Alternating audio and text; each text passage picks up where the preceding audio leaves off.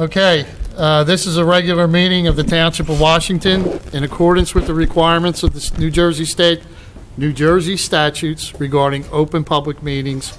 Notice of this meeting was legally advertised in the Courier Post and the South Jersey Times and posted on the bulletin board in the municipal building.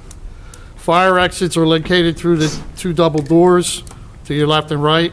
Please silence all mobile devices.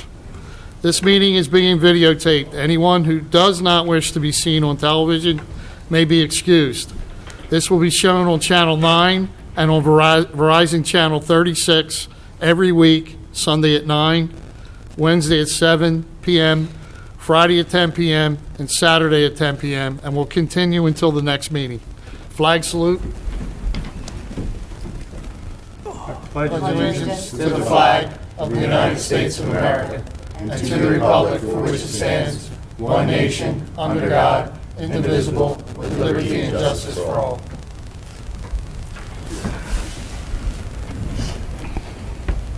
Roll call. Ms. Donato? Here. Mr. Longfellow? Here. Ms. Pasqualone? She's actually out of state and could not attend tonight. Mr. Perry? Here. Mr. Fazio? Here. Mayor Gattinelli? She is actually out, excused for illness with family. Mr. Platt? Present. And Mr. Gonter? Here. We have a quorum. Okay. Bill list, approval of the bill list for April 11th, 2018. Motion to approve. Make the motion. Second. Any discussion on it? Roll call. Ms. Donato? Yes. Mr. Fazio? Yes, St. Fazio. Mr. Longfellow? Yes. Mr. Perry? Yes.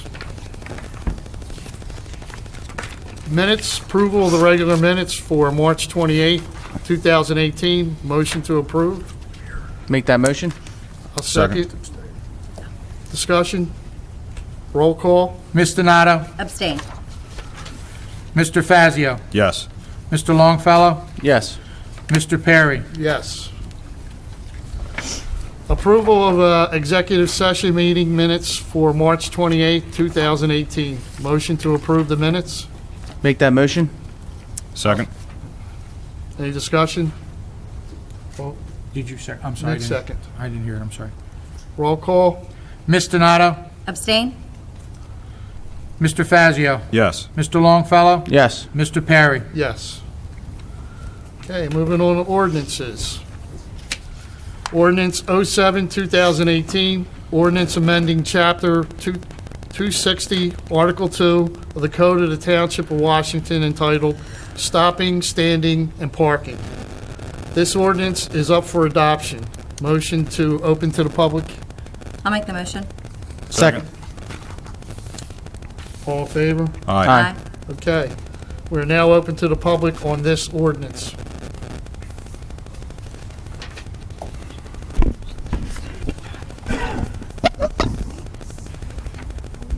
Members of Council, Daniel Coughlin, River Birch Road, Turnersville. What area are we talking about? We're talking about the intersection of Hertford Cross Keys and Fish Pond Road.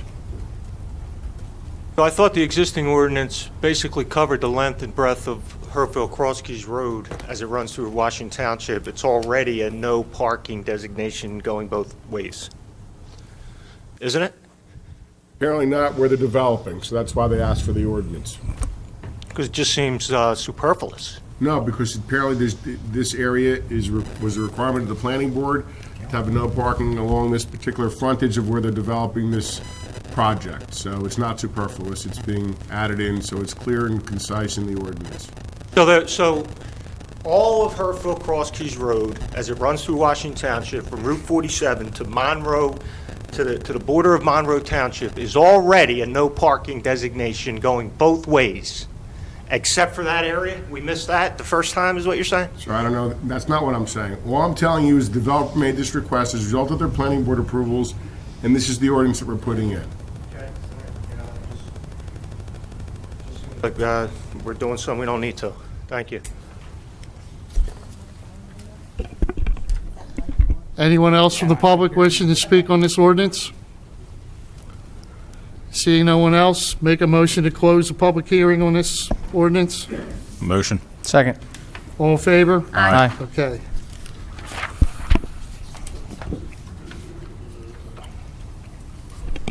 I get a motion to adopt the ordinance. I'll make the motion. Second. Discussion? Roll call?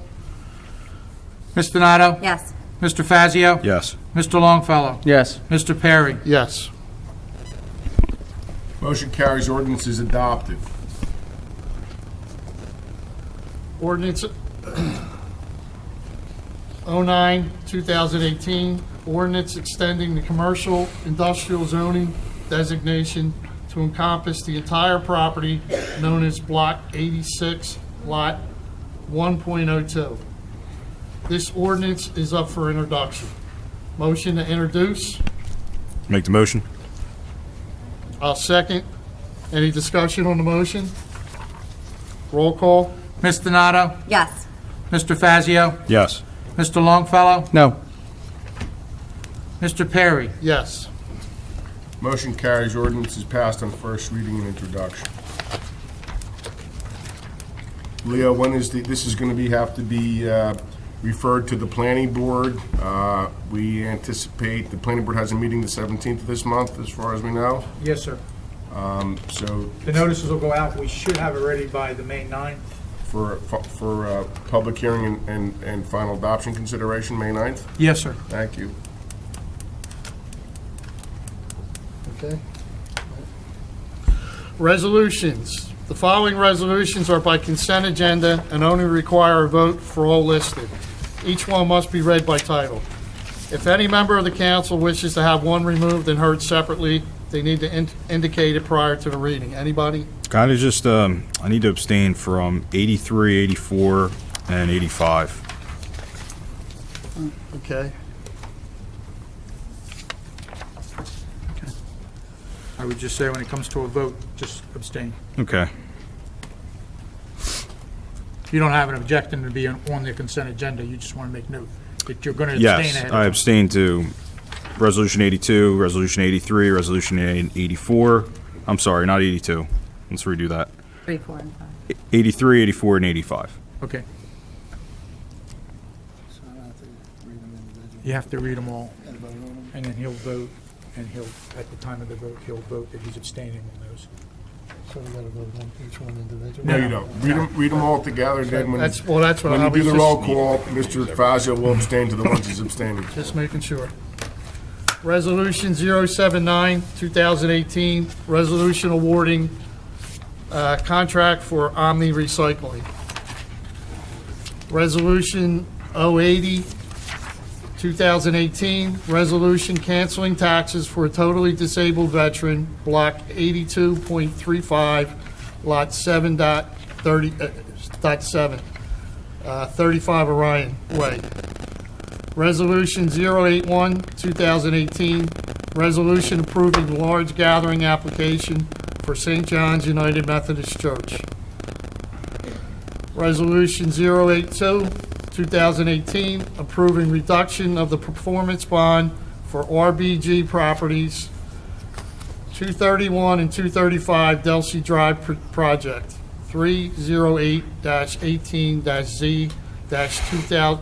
308-18-Z-200.I. Resolution 083, 2018, awarding a contract for Phase 1 roadway improvements to Lexa Concrete LLC. Resolution 084, 2018, awarding a contract for Phase 2 roadway improvements to Lexa Concrete LLC. Resolution 085, 2018, awarding a contract for Phase 3 roadway improvements to Lexa Concrete LLC. Resolution 086, 2018, resolution for Washington Township Police to participate in the Law Enforcement Support Office Program. Resolution 087, 2018, awarding a contract for Barclay Cedarbrook erosion stabilization at 28 Barclay. I get a motion to approve the resolutions. Make that motion. I'll second. Roll call? Ms. Donato? Yes. Mr. Fazio? Yes, Except the ones you abstained, is that correct? that's correct. Mr. Longfellow? Yes. Mr. Perry? Yes. Okay, old business. Have anything, Nick? Nope. Sean?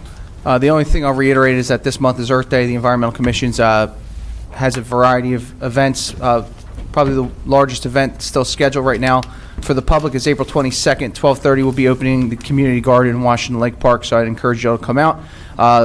If you reserve by the 15th, it's $10. Afterwards, it's $20 for a spot. I believe I'm available. Outside of that, I don't have any other old business at this time. Anything? Angela? No old business. Stuart? Nothing. Jason? No. Okay, moving on to new business. Nothing at this time. Angela?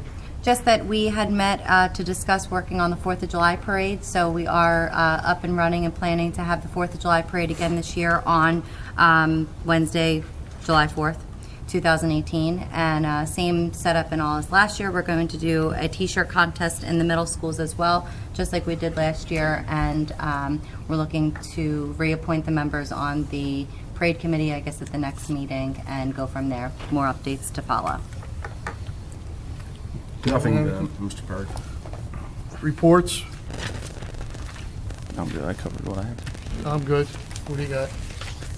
I just have that Washington Township High School is hosting a food truck festival on Saturday, April 21st, which benefits Project Graduation. It is from 4 p.m. to 9 p.m., and that's, again, on Saturday, April 21st. Nothing, Mr. Perry.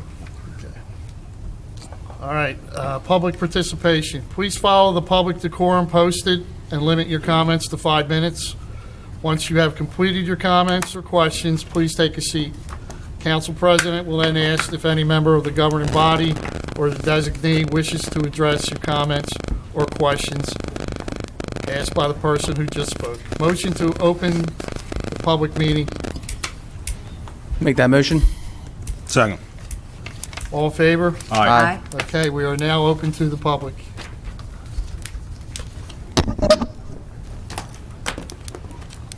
Just make sure, I'm gonna make sure that mic's working.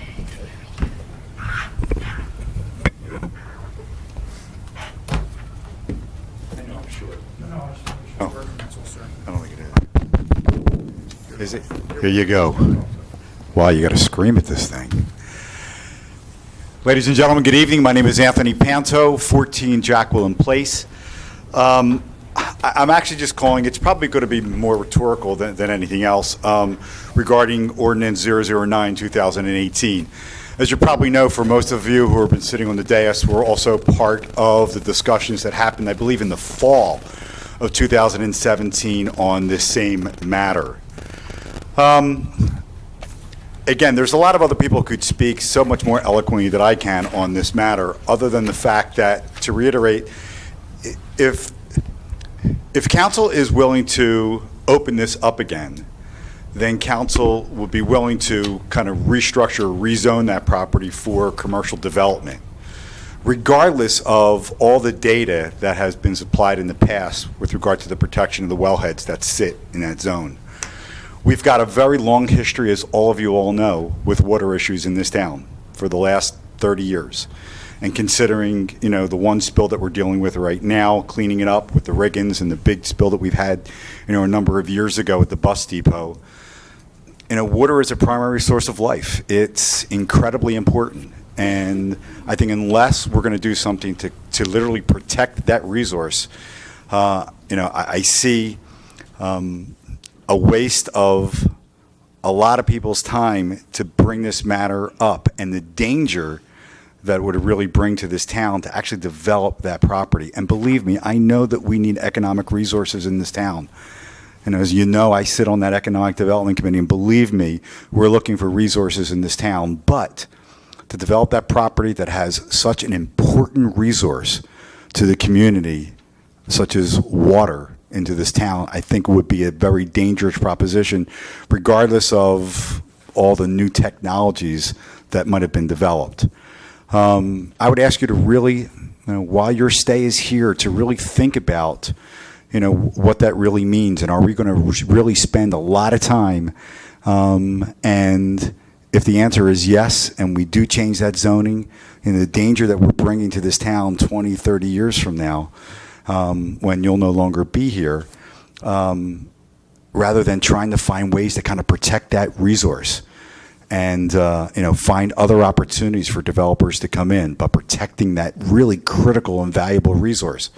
So I'd ask you to just really think about that. And again, there will be a lot of other people who could talk a lot more eloquently with a lot more knowledge and expertise. I'm just trying to deliver you my passion, because there's a lot of people in this town that concerned that won't be here. They'll be concerned after the answer is yes, all right, without a marching parade. So I'd ask you to really give that great consideration to really see if this is truly, truly worth it. I want to thank you all for your time. Thanks.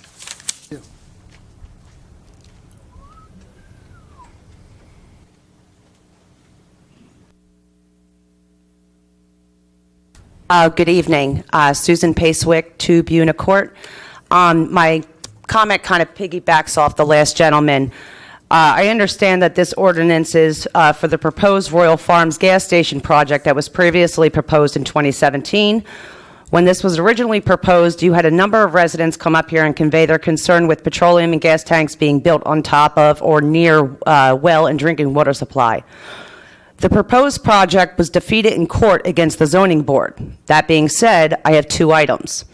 Number 1, regardless of any safety or security measures that you believe can be put in place to prevent contaminated drinking water from becoming a reality, why risk it with this township's history of accidents?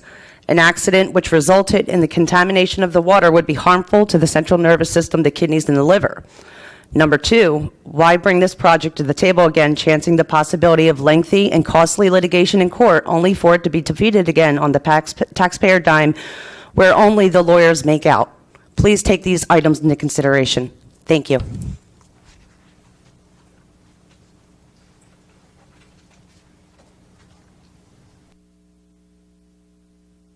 Daniel Coughlin.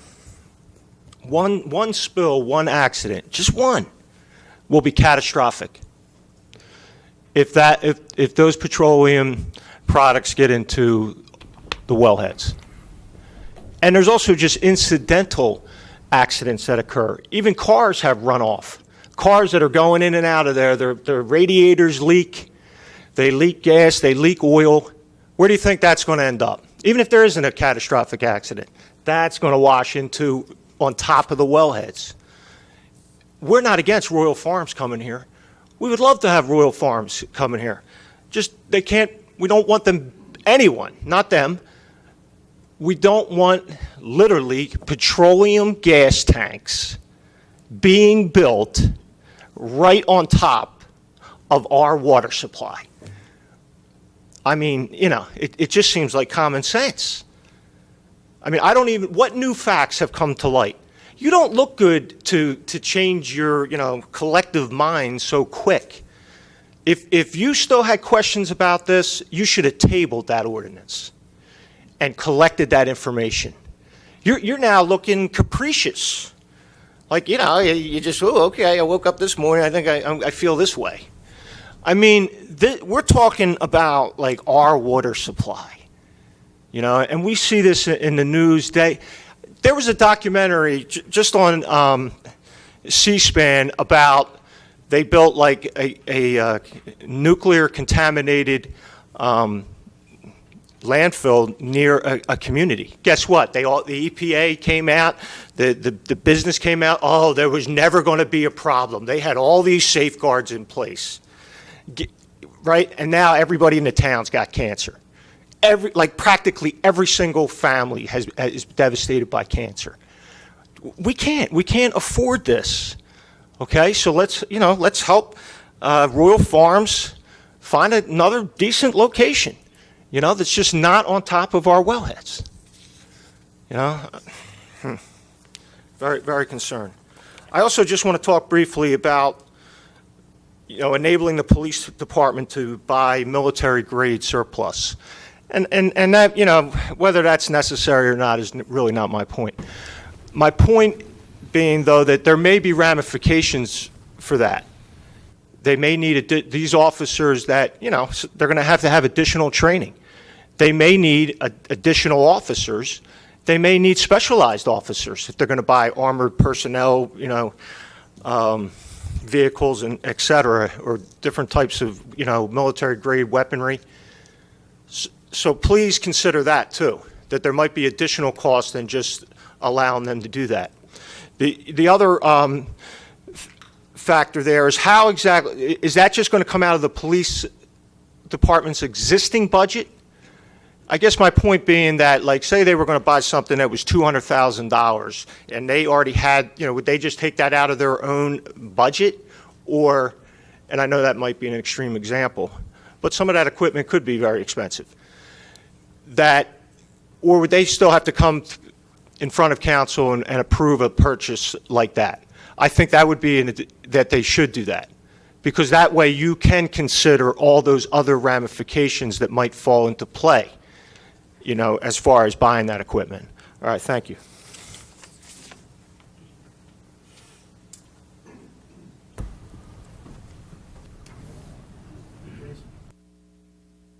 So we're doing responses at the end. After each resolution. Each person. Okay. So I'll respond to your comments regarding the police vehicles. That program that exists with the government surplus, that is a program where you have to have a resolution to obtain and acquire equipment. They're not purchasing equipment. For example, that particular program, they've acquired a H1 Humvee. There was no cost to purchase or obtain the vehicle. They didn't actually purchase. There was no monies to buy it from the government. There's a contractual obligation that if they decide to get rid of that vehicle, it has to go back to the government. They were also able to obtain military-grade scopes and sights for rifles that were about $800 list per piece. They've been able to obtain a bunch of different equipment, but they are not purchasing it through the program. There's almost like an open website where you can go, and there's various different things, office equipment, vehicles, vans, things of that nature, but there is no cost to purchase it from the government. And Jason, if I could just ask another question. We have members of the SWAT team who are specialized in operating this equipment already, correct? Yes, the one individual that's on the SWAT team, I'm not going to mention him by name, but he was at the National Night Out in August. He actually had on loan that particular night the Camden County armored truck.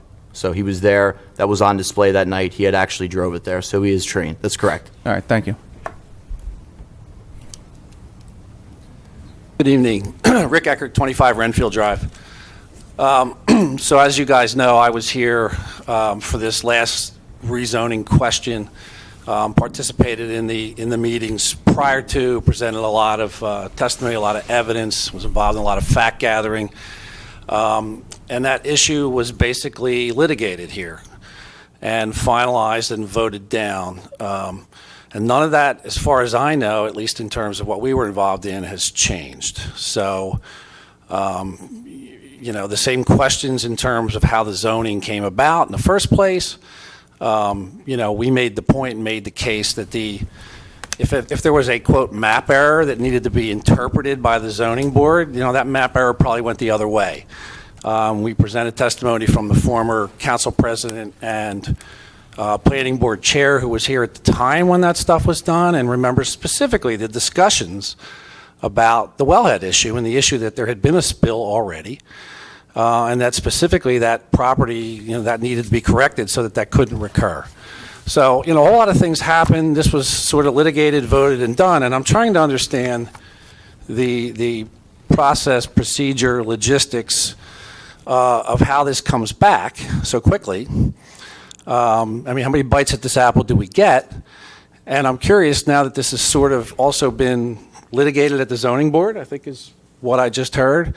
And I heard some comment about the planning board. So I'm just trying to understand what route we're going, why we're doing that, why this is back, and what is behind this sudden change of heart or why we would be in this position. Thank you.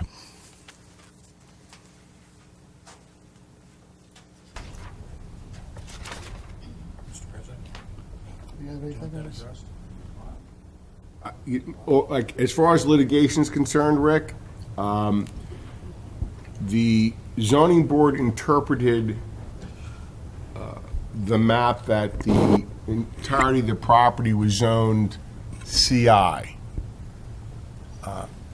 As far as I've been advised by our zoning board attorney, that case went to court, and the court said, no, we disagree with the zoning board's interpretation.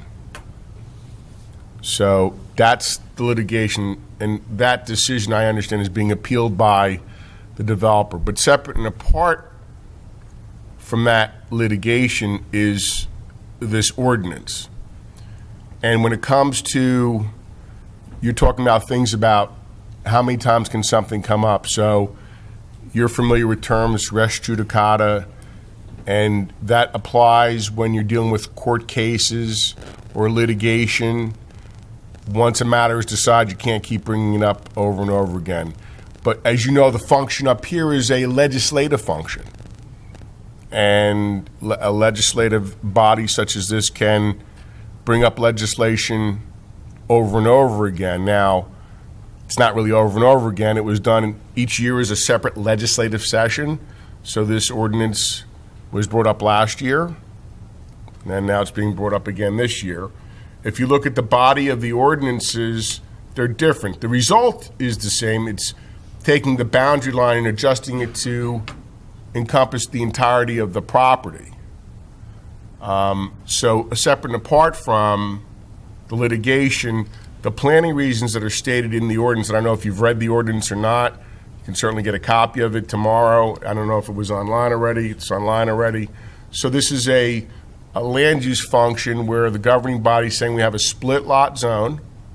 And you made a great argument last year. You said, well, zone it the other way. It's part rural, part CI. Why do you have to zone it all CI? If I recall, your argument was, well, you can zone it rural, the entire portion. We had our planner look at this, and the planner said, you know, for the reasons that are right in the ordinance, that this parcel is more conducive to commercial zoning than residential zoning because of its location, the fact that there are transmission lines running through the property, and all of those things that are conducive and a part of the master plan. So, number one, this is separate and apart from litigation. Number two, a legislative body can bring up legislation again more than once in the same session. This is a different legislative session, and these are planning reasons why this ordinance is being done. It's a boundary line change to eradicate a split lot zone, which are not favored in the law. Notwithstanding the wellhead protection issues, which you brought up, I'm answering your question directly on how many times you can do this and how it got here. It's up to the council president. You only get one bite at the apple. But you, I see how this works. but Rick, Come listen. on up, Rick. I'll let you have another bite. Just limit, he had 2 minutes. You got 2 minutes, though. You still had time for I don't need 2 minutes. I'm just trying to understand and we can, I think, discuss what the arguments were last time and where I might differ with what your characterization is there. You made a comment earlier about this being now getting ready for the planning board. You said planning board. I'm just trying to understand the process now, because last time around this was zoning board. The planner. Okay, I think you said planning board. So No, I didn't say the planning board. So the zone, I misspoke. It was a zoning board litigation. That's what I thought. Okay. That's what I was trying to understand. It was a zoning board interpretation the court reversed. Yeah, so clearly the zoning board looked at it, discussed it, reviewed it, went through it, voted it one way, got reversed at court. So, you know, On the somebody's... mapping issue, Rick. On the mapping issue, which I think is at the root of this, which is my characterization of this last year, was that the root of this is if it's a map error, the map error goes the other way. The original error that you're now maybe trying to correct, you're trying to correct the wrong way. That was my characterization of this issue based on all the evidence I had put together. Right, but that's not this. If you look at this ordinance, last year's ordinance was to try to ameliorate and correct the mapping error. That's not what this ordinance is about this year. The result is the same, but the purpose is different. The purpose is the planner's evaluation of this lot and what should this lot be if it's not going to remain a split lot zone. All right, so we're just going about this and coming at it in another door. That's all we're saying here. We're just coming at it in different directions. Same result, same issue, for the same reasons. We're just coming at it in a different way because you found a different route to go. Different reason. All the same issues still exist. you're putting this town's water at risk, without a doubt, and with plenty of evidence and plenty of professionals that will line up to say that. So May 9th is what now? Would be supposed to be the public hearing on this, but you're having it tonight as well. I'm sorry. Listen, Rick, I'm always pleased to have you come up here, so All right. you'll have another bite at the apple on May 9th. So May 9th. Thank you. Mr. Perry, just a little bit more information for the previous gentleman. So the program that we're referring to is the 1033 program. To read the quote, in the United States, the 1033 program transfers excess military equipment to civilian law enforcement agencies. The program legally requires the Department of Defense to make various items of equipment available to local law enforcement. I would encourage you to reach out to Chief Kursick or Ken Kennedy. Ken is kind of the liaison for the program if you have any questions, and he can talk about it further, some of the things they're looking to procure and the strategy behind it.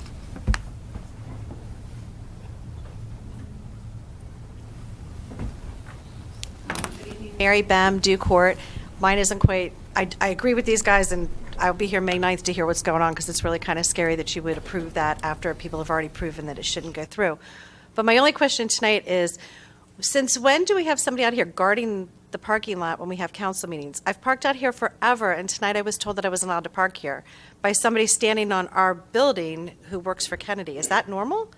That Kennedy owns the parking back here, so we were told we were not allowed to park. There's nobody in the parking lot, and I pulled in, and several of us were, there was another woman here pulled in at the same time. We were run off. You can't park here. You got to move your car. This is Kennedy's lot. And I'm like, what's our municipal building? So they all say KH. So obviously, are we getting money for that? The township receiving money? They lease it. They lease it. And are we technically not allowed to park there when there's no one there? There might be a truck coming. So I just want to address that. So yes, there was a lease renewal last February for the parking spaces. So now they're going to guard it, but have somebody on our property while guarding it? Does that So make sense? I'll address that as well. There was an issue yesterday where the police were called. Chief Kursick was notified that that security individual was in our building, and some of the employees made comments regarding that, and an officer was sent over. Chief Kursick did not give me an update on the outcome of that, but we are addressing it. Here now. I did not know that, but to your Yeah, comment, he chased us off and told us we had to move our cars. we will absolutely address There's nobody it. back there, so it's kind of ridiculous. Even if it's Kennedy's, I'm assuming that when it fills up and Kennedy needs other space, they're sure as heck going to park over there. I mean, it's just kind of what people do. It's a valid concern, and as I said, we Yeah. did attempt to address it yesterday, but if it's still ongoing, Not as quite as important as the other issue, but just thought I might just bring that one up. absolutely, All right, appreciate thank it. you.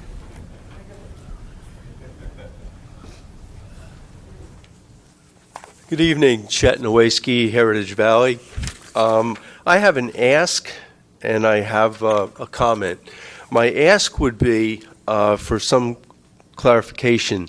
If we're looking at the resolutions, I would like to know in the future, for example, Resolution D, which is R082, it's the reduction of a performance bond. In the future, could we list what the reduction of that bond will be so that the public would know? That was one question. The other question for the rest of the resolutions, which would be R083, 84, and 85.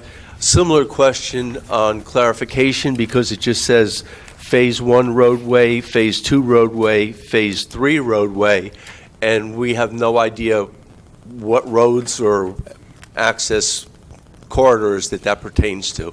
So in the future, if we put any resolutions together, could we make them a little bit more specific so that the public will understand exactly what we're talking about?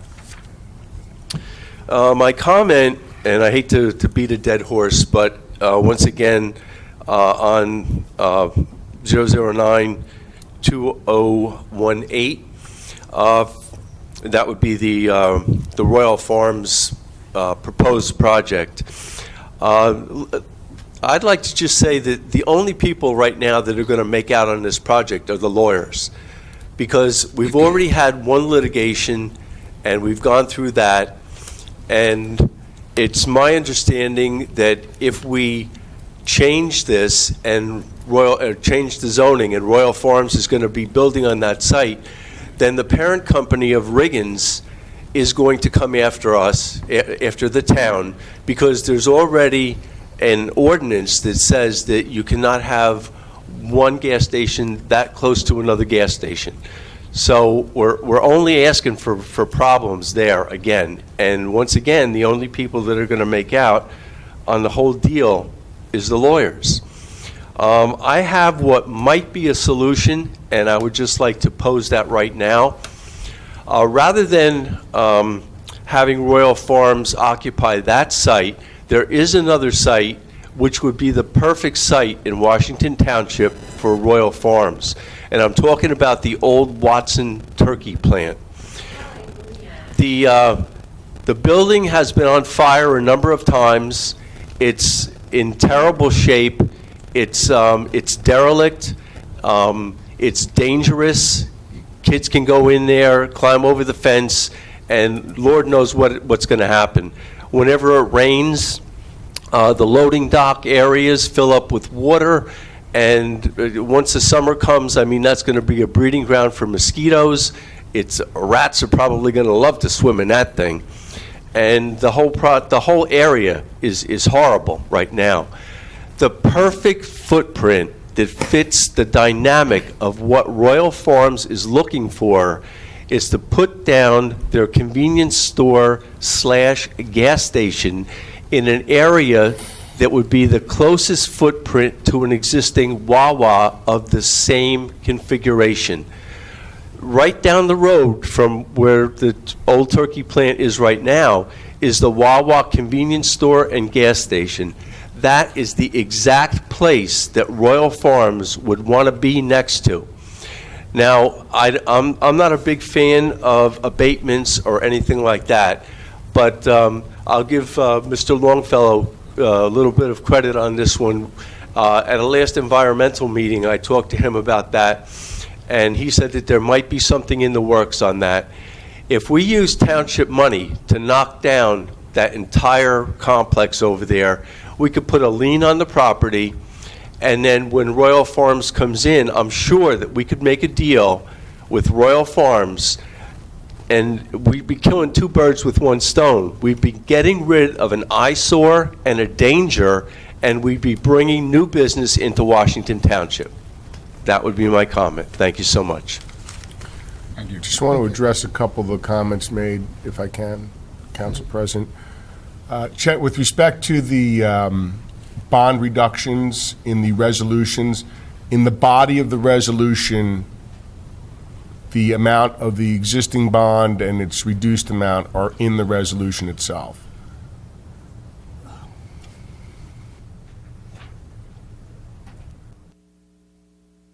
Okay, because I know I can't comment. Secondly, on the issue concerning litigation and Royal Farm, now this ordinance is separate and apart from a particular development, but even if there is a requirement that there's a proximity limitation, you can't have a gas station within so many feet of another gas station, that will require any applicant that's wanting to build a gas station to either meet that requirement or get a variance from the zoning board, because that's a zoning board type of a D variance. So this does not eliminate those requirements. And to my knowledge, Royal Farms has never applied for a use variance or any other type of a D zoning board variance. They only sought that interpretation, and that is the sole issue that was decided by the court. And then finally, with respect to the Royal Farms, it's a great idea. You might have, if you would have brought it directly to Royal Farms, you might have got a commission. So thank you for your comments. I address the question, though, please. The roadways. Yeah, sir, I'd want to address those issues He's answering your questions. about the roadways and the clarification on what roadways are there. Yes, thank you. The engineer's here tonight. It was her that gave me those issues to put in a resolution, and I believe she's prepared to give you those answers. I did not have them available to me when I drafted the ordinances, resolutions, I'm sorry. So she'll be able to address that Leo, issue. thank you, Anina.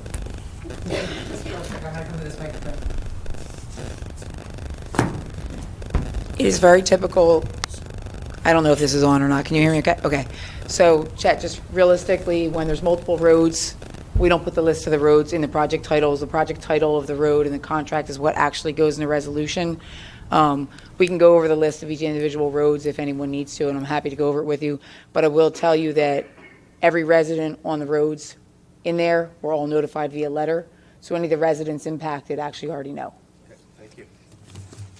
And if I may, Mr. President, on the Watson Turkey Farm, we've been looking at that for a few years. It's something we're trying to get through. We did have a developer looking at it for a potential Royal Farms. However, he hasn't moved on it. The township's looking at a few different avenues right now to address that property. And once a decision's been made, I'm sure the administration and council will be announcing that.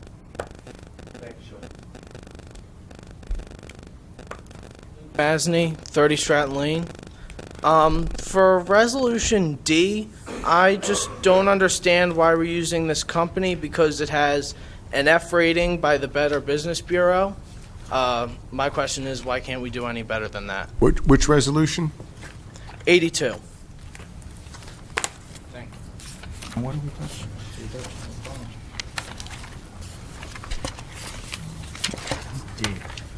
I get to it.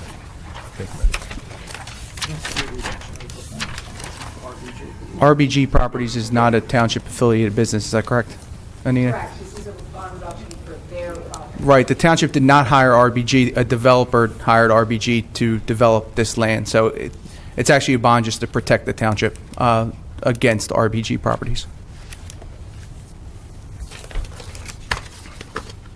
Even to get Anthony Panto, 14 Jacqueline, for just the...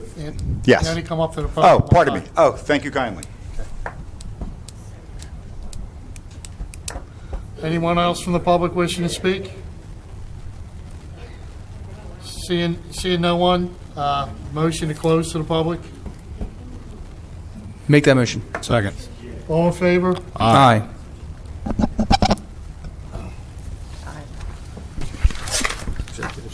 We're now going to go into an executive session. How long do you think it'll be, Stuart?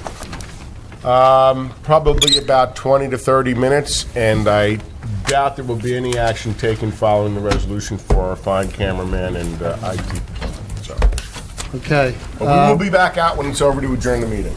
Resolution 088, 2018, resolution authorizing executive session for litigation. Motion to approve? Oops, sorry. Make that motion. Second. All, roll call. We got the executive session. Ms. Donato? Yes. Mr. Fazio? Yes. Mr. Longfellow? Yes. Mr. Pasquale? Mr. Perry? Yes. See, now when I don't do it.